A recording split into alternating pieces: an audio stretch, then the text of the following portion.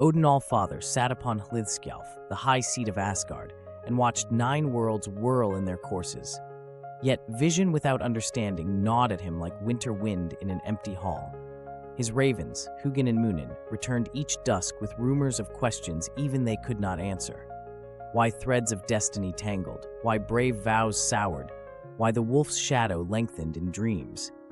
When the whispers outweighed the feasting songs, Odin rose, laid aside the gold-rimmed goblet, and set his cloak for the long road south.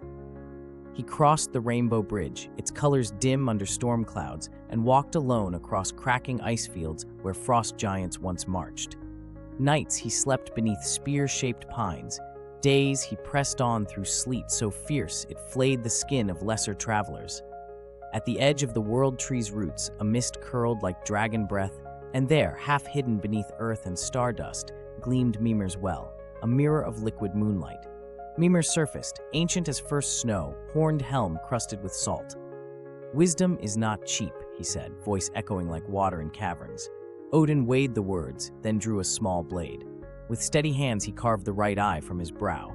The pain was sharp as forging fire, yet he made no sound. The eye, a blue shard of glacier light, rolled from his palm and slipped beneath the shining surface. Ripples spread, runes flashed in concentric rings, and the well kept its new treasure. Odin lifted the horn Mimir offered. The drought burned cold, then hot, racing through vein and marrow.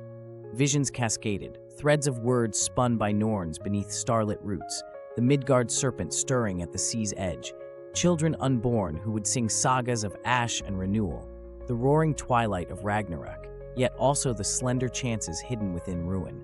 He saw that knowledge alone solves nothing. Only wisdom, choice shaped by sacrifice, can bend a future. When the torrent of images ebbed, Odin bound a strip of dark cloth across the hollow socket. The world now stood half veiled in shadow, half ablaze with meaning.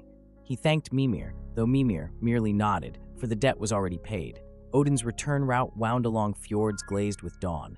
Villagers paused at their nets as the solitary god passed, sensing a heavier silence around him, as though winter and spring walked in the same boots.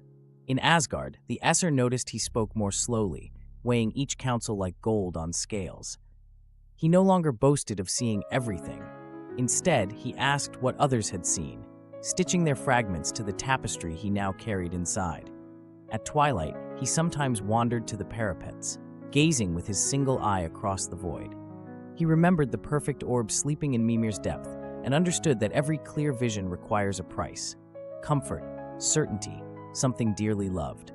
Yet the bargain stands as long as mortals and gods seek meaning, the eye beneath the water, the wisdom above.